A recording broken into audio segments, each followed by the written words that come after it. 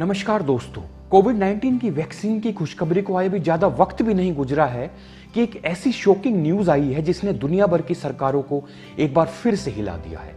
UK में एक नया स्ट्रेन पाया गया है और जो कि 70% ज़्यादा इन्फेक्शियस है। एक्चुअली बताया जा रहा है कि कोरोना वायरस में म्यूटेशन हो गई है।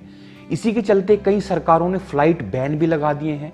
पर क्वेश्चन ये है कि ये नया स्ट्रेन कितना खतरनाक है पुराने वाले से। क्या वैक्सीन इस म्यूटेशन पर इफेक्टिव होगी या नहीं, आइए जानते हैं इस आज के वीडियो में। अभी कुछ दिन पहले की न्यूज़ है, यूके ने एक नया स्ट्रेन डिस्कवर किया है। जैसा कि आप जानते हैं कि जो वायरस है वो वायरस SARS-CoV-2 वायरस है और जो इससे डिसीज होती है वो कोविड-19 है। लंदन में जो कोविड केसेस हैं वो ऑलमोस्ट डबल हो गए हैं और इन आंकड़ों में 60% का इजाफा हुआ है। और इस स्ट्रेन को जो नाम दिया गया है वो है VUI 2020-12/1। ये न्यू स्ट्रेन आया कहां से है, इसको समझने से पहले आपको म्यूटेशन को समझना होगा कि म्यूटेशन एक्चुअली है क्या। फिर आपको समझ आ जाएगा कि ये क्या हुआ है। म्यूटेशन एक ऐसी चीज है जो धरती से जुड़े हर लिविंग ऑर्गेनिज्म में होती रहती है।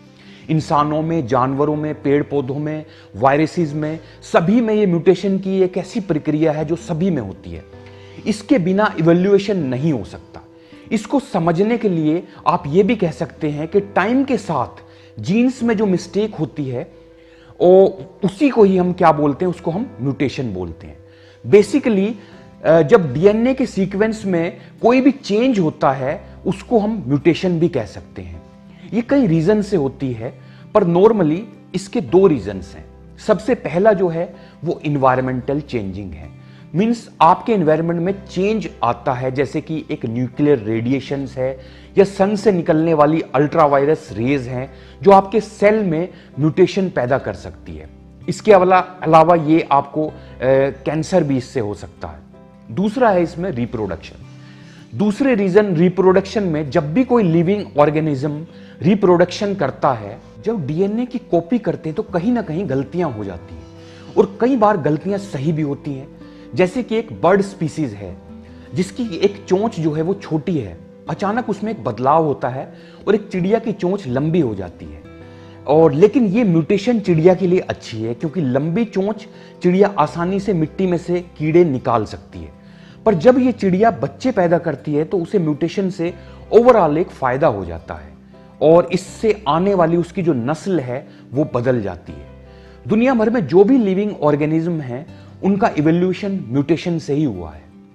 हम जानते हैं कि आज जो यहां तक हम जो पहुंचे हैं वो म्यूटेशन से ही हम यहां पहुंचे हैं। लेकिन ज्यादातर ये डिसएडवांटेज होती है, जैसे कि कई बच्चों के 3 हाथ 3 पैर या हाथों में 6 उंगलियां हो जाती हैं। ये सब म्यूटेशन के ही कारण होती है। म्यूटेशन हमारे ह्यूमन सिस्टम में डिसएडवांटेज ही मोस्टली लेके आता है। और लेकिन कोविड-19 में क्या हुआ, कुछ वायरस में डीएनए की जगह आरएनए होते हैं।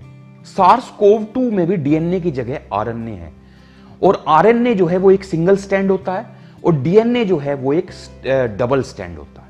रिप्रोडक्शन में आरएनए में ज्यादा मिस्टेक देखने को मिलती हैं।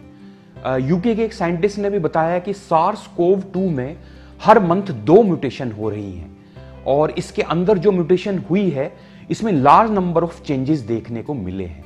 इसमें जो मुख्यतः बदलाव हुआ है, इसमें जो कोरोना वायरस पे जो स्पाइक लगे होते हैं उनके प्रोटीन्स में बदलाव आया है और इस चेंज से ये ह्यूमन सेल पर और ज्यादा मजबूती से पकड़ बना सकते हैं। तो इसका ज्यादा इन्फेक्शन बन जाता है क्योंकि कुछ साइंटिस्ट का कहना है कि 70% ज्यादा इन्फेक्शियस है। परंतु कोविड-19 से यूके में आजकल जो केसेस आ रहे हैं वो मंथली इसी के ही केसेस हैं। अब क्वेश्चन ये है कि ये वायरस क्या ज्यादा डेडली है, क्या इससे ज्यादा लोग मरेंगे? यूके के चीफ मेडिकल ऑफिसर का कहना है कि ये प्रूव नहीं हुआ है कि ये ज्यादा डेडली है। पास्ट में जो रिपोर्ट वायरस की हैं उसमें मोस्टली वायरस इन्फेक्शियस तो होते हैं परंतु उनकी मारक क्षमता जो है वो कम हो जाती है। अगला इंपॉर्टेंट पॉइंट है कि क्या ये वैक्सीन जो हमारी जो वैक्सीन बनी है क्या ये इस पे काम करेगी? यूके और यूएस के साइंटिस्ट का कहना है कि ये वैक्सीन इस न्यू पर भी इतना ही काम करेगी जितना कोविड-19 पर करेगी। परंतु कुछ साइंटिस्ट का कहना है कि यदि म्यूटेशन ऐसे ही होती रही तो पुरानी वैक्सीन का असर इस नए वायरस पर नहीं होगा। इस कंडीशन को हम वैक्सीन एस्केप भी कहते हैं। इन्हीं कारणों को ज़्यादा ना पता होने का कारण दुनिया के कुछ देशों ने इमरजेंसी लॉकडाउन कर दिया है, जैसे कि यूके में इमरजेंसी लॉकडाउन कर दिया है। कुछ देशों ने यूके की फ्लाइट को बैन भी कर दिया है। जर्मनी ने साउथ अफ्रीका पर भी फ्लाइट बैन लगा दिए हैं क्योंकि साउथ अफ्रीका में एक और म्यूटेशन पाई गई है। आने वाले समय में हो सकता है कुछ और म्यूटेशन हो। क्या ये लॉकडाउन प्रोसेस सही है जिसकी वजह से पूरे वर्ल्ड की इकोनॉमी और उसके फंक्शन रुक जाते हैं? नीचे कमेंट सेक्शन में प्लीज़ अपनी राय दें, और अगर जो ये वीडियो अच्छा लगा हो तो उसमें प्लीज़ इसको शेयर करें, लाइक करें और नोटिफिकेशन बेल पे भी क्लिक करें जिससे आने वाले नए वीडियो का नोटिफिकेशन आपको मिल जाए। Thank you.